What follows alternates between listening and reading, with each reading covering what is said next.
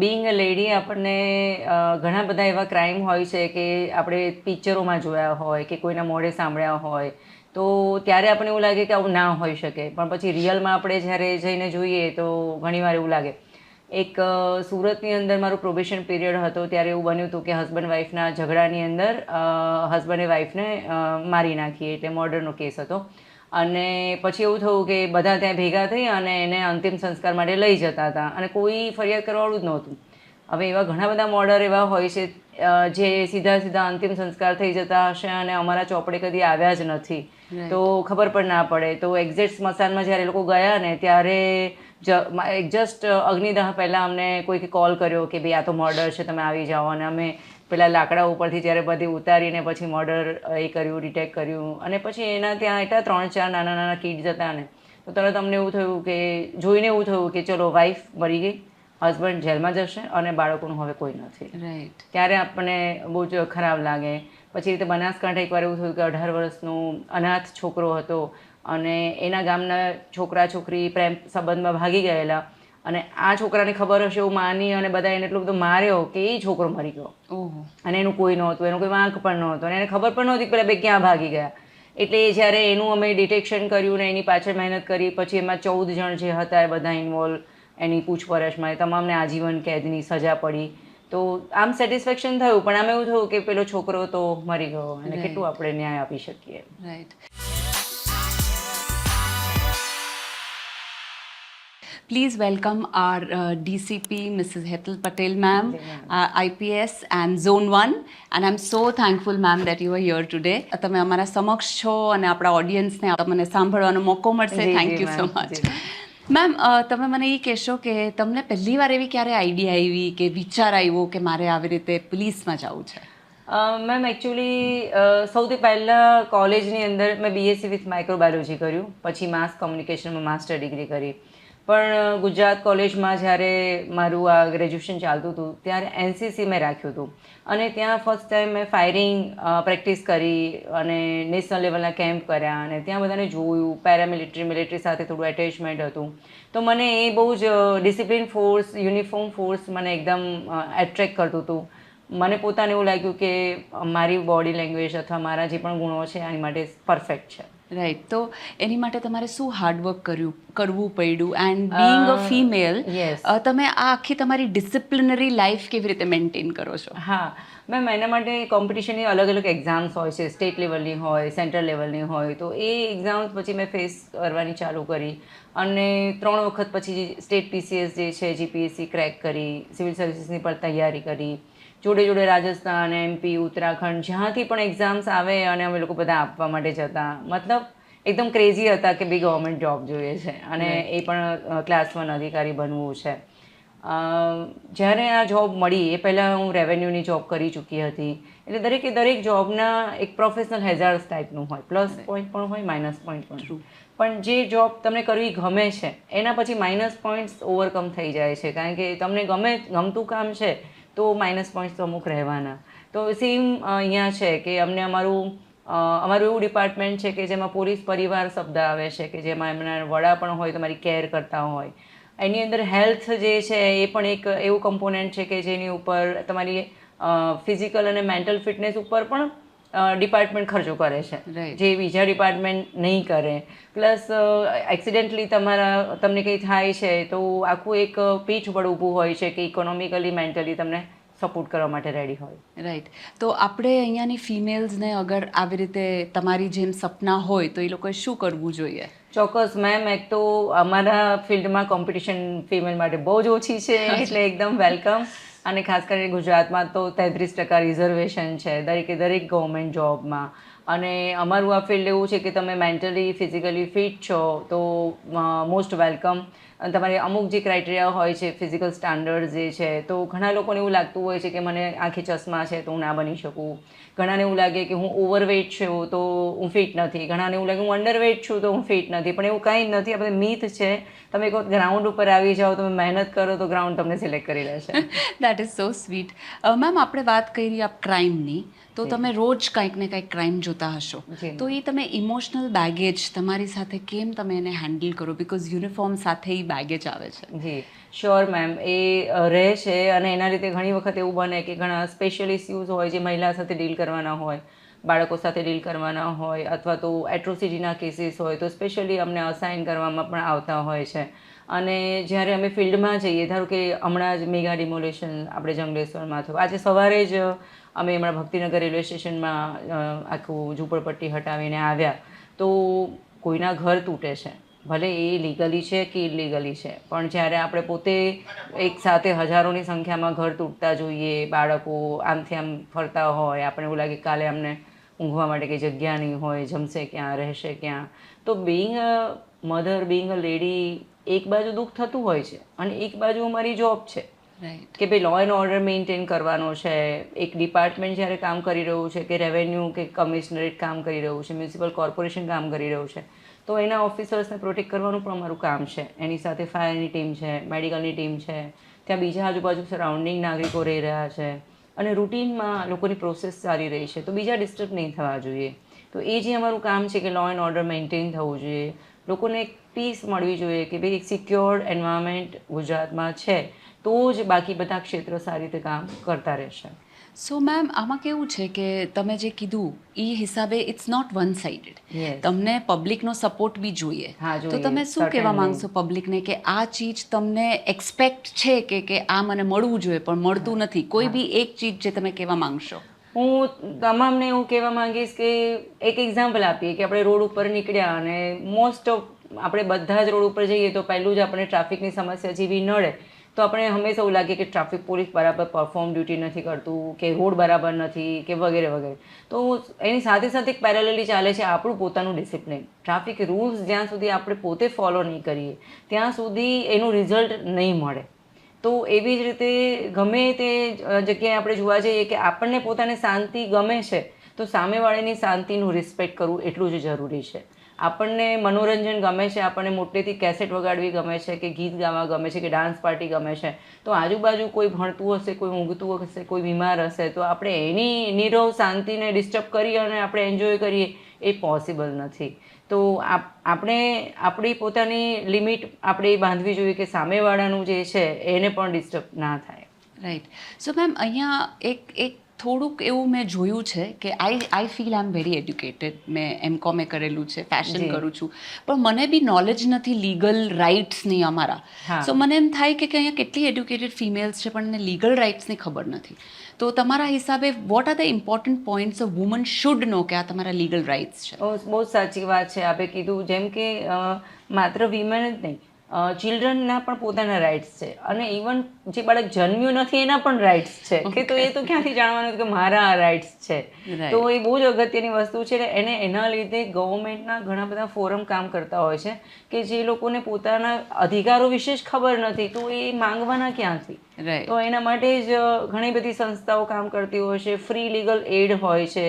તમે કોઈ પણ કોર્ટ કચેરીમાં જાઓ, ઇવન કોઈ પણ પોલીસ સ્ટેશનમાં જાઓ, કે અમારી હેલ્પલાઇન છે 112 તમે ડાયલ કરો, કે સાયબર ક્રાઇમનો કોઈ પ્રશ્ન થયો તો 1930 ડાયલ કરો.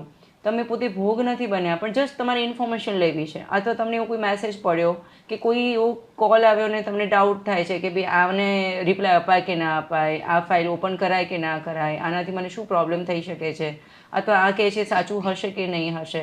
તો એ વેરીફાઈડ કરવા માટે ખૂબ બધી હેલ્પલાઇન છે કે જેના માટે તમારે પોલીસ સ્ટેશન જવાની કોઈ જરૂર નથી, તમારે પોતાનું નામ ડિક્લેર કરવાની જરૂર નથી. તમે આરામથી ઘરે બેઠા બેઠા પોતાના જ ફોનથી આવી હેલ્પલાઇનનો યુઝ કરી અને પોતાનું નોલેજ એનહાન્સ કરી શકો.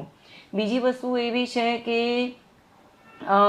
જે રીતે આપણને કંઈ પ્રોબ્લેમ થયો, ધારો કે માથું દુખ્યું તો આપણે ડૉક્ટર પાસે સીધા જતા રહીશું. આપણને એવું લાગે કે મને કંઈક ભણવું છે, કંઈ શીખવું છે, તો આપણે જે સ્કિલફુલ પર્સન હશે એનો કોન્ટેક્ટ કરી લઈશું અને તરત જતા રહીશું. એટલા જ ઇઝીલી આપણે કોર્ટ કે કચેરી કે પોલીસ ડિપાર્ટમેન્ટની પાસે એપ્રોચ નથી કરતા. રાઈટ. પરંતુ આપણે એમાંથી બહાર આવવું જોઈશે.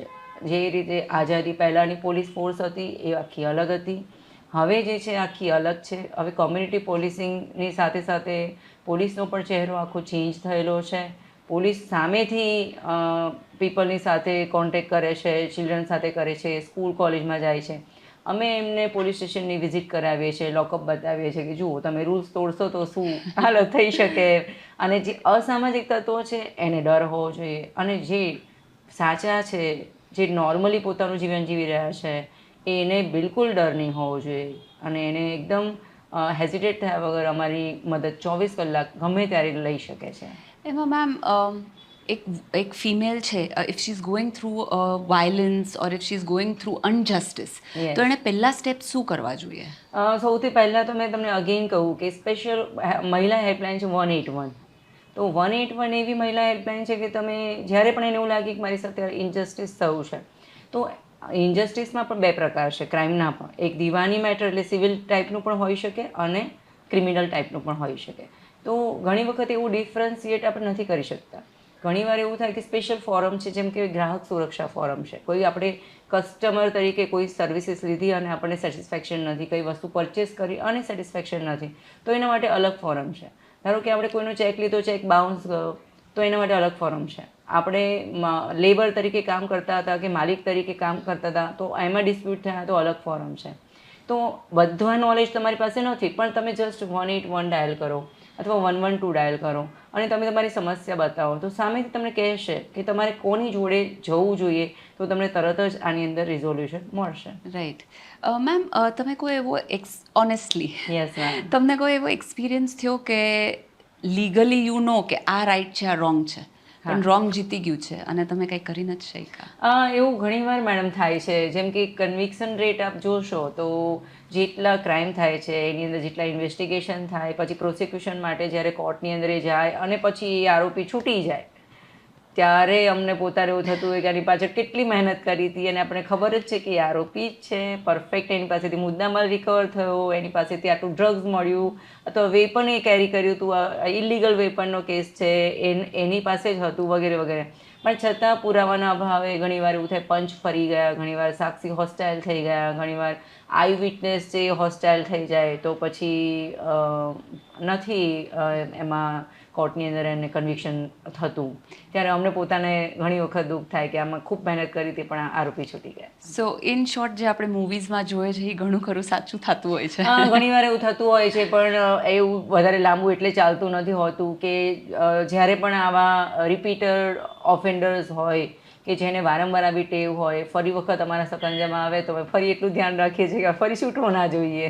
અને આપણા હવે નવા કાયદા પણ સરસ બન્યા છે અને એ બધા કાયદામાં એવું છે કે રિપીટેડ ઓફેન્ડર્સ જે છે એના માટે સ્પેશિયલ એક્ટ લગાડવામાં આવે છે અને એને વધારે સજાનું પ્રાવધાન એના માટે છે.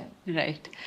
સો ma'am, if we talk on your personal side, અગર Hetal ma'am is not in a uniform, then what is she doing?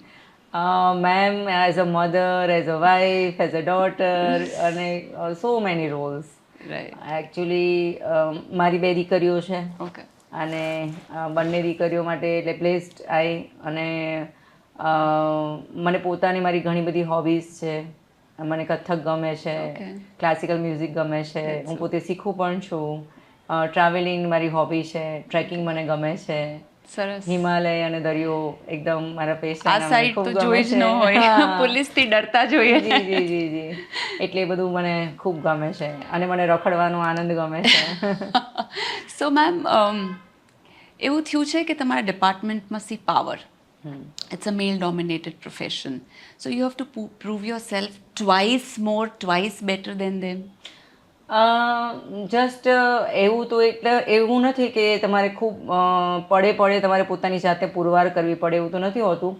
પણ એ વાત ખરી છે કે જ્યારે ધારો કે આપણે એક એક્ઝામ્પલ આપીએ કે રોડ ઉપર 4 રસ્તા ઉપર ટ્રાફિક પોલીસ ઊભી છે, તો એમાં 3-4 મેલ હશે ને એક ફિમેલ હશે અને ત્યાં જેટલા લોકો પસાર થતા હશે તો મેલને વધારે ધ્યાનથી નહીં જુએ, પણ ફિમેલ કેવી રીતે પરફોર્મ કરી રહી છે એ બહુ ધ્યાનથી જોશે. ધારો કે મેલ પાનના ગલ્લે ઊભા હશે કે બેઠા હશે તો એટલું ધ્યાનથી નહીં જોવે, પણ ફિમેલ માટે બધાને એકદમ ધ્યાન હશે.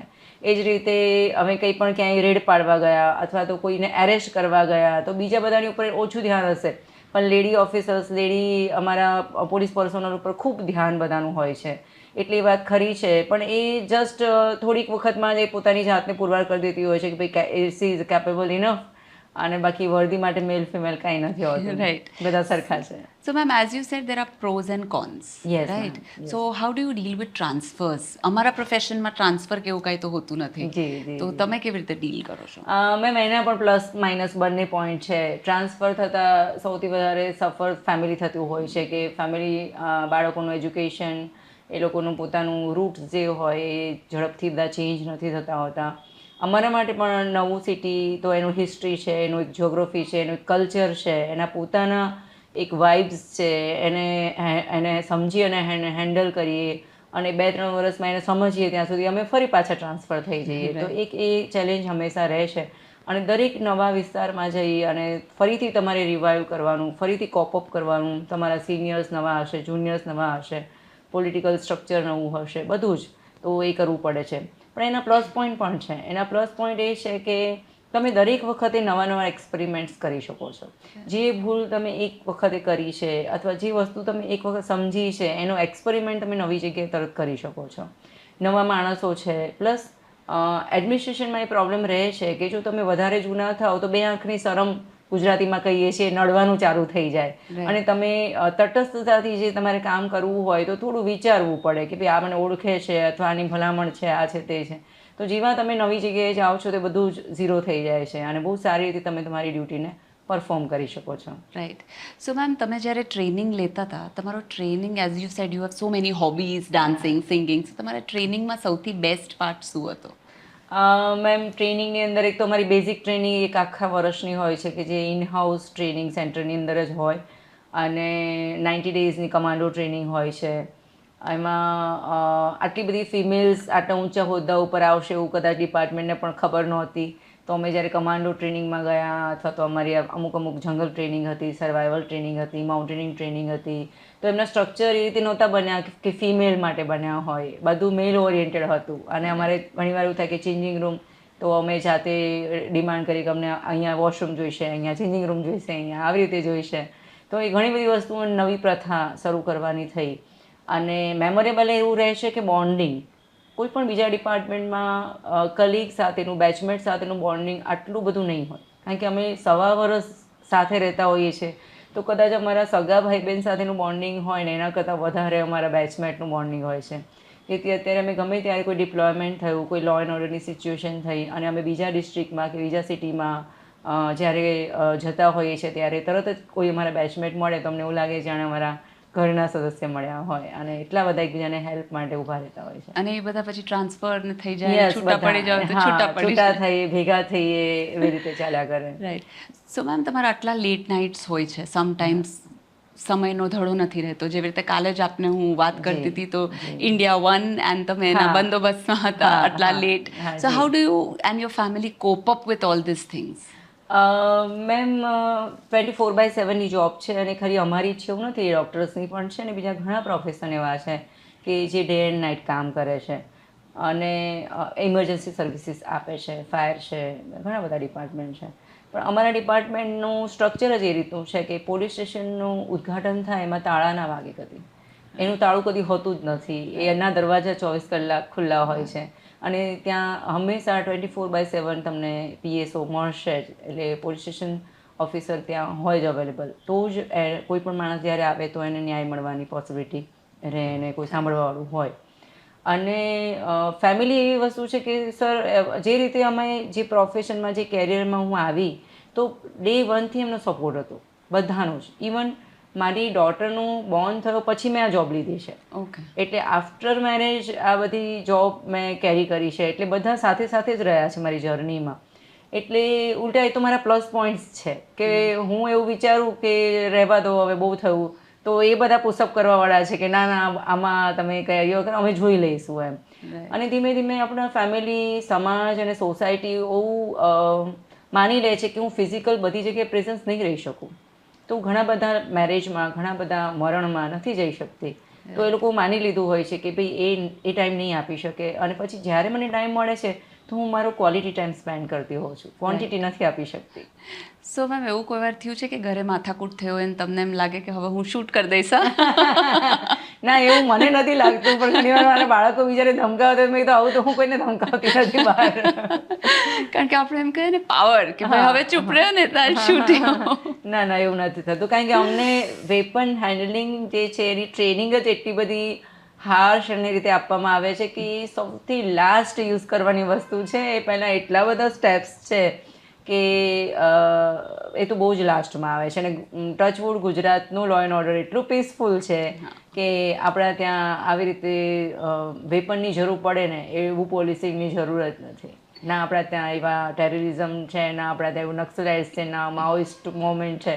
એટલે ટચવુડ કે અમારા પહેલાંના પોલીસ ઓફિસર્સને બધા એટલું સારી રીતે લો એન્ડ ઓર્ડર મેન્ટેન કરેલું છે કે આપણે ત્યાં કોઈ રૂટ્સ જ નથી. રાઈટ. સો મેમ તમે મને કહેશો કે જે આપણે ફિમેલ્સની વાત કરી, આપણે ફિમેલ્સને બિચારા લેતા જ હોઈએ છે હા. વુમન્સ ડે અને બિચારા, પણ એવું ક્યારેક થયું છે કે વુમનને એક લોને ખરાબ રીતે યુઝ કરીને સામેવાળાને ફસાવ્યા બી હોય ને તમને અમુક વાર ખબર હોય? એવું ફિમેલ જ કરે એવું કંઈ જરૂર નથી. એ પર્સન ટુ પર્સન છે. ઘણા બધા લોનું મિસયુઝ કરતા હોય છે, એમાં ફિમેલ પણ આવી જાય, મેલ પણ આવી જાય, બાળકો પણ આવી જાય. યસ, રાઇટ્સ છે એના પોતાના, પણ જેની પાસે જેટલું નોલેજ હશે એ પ્રમાણે એનું મિસયુઝ કરી શકે છે.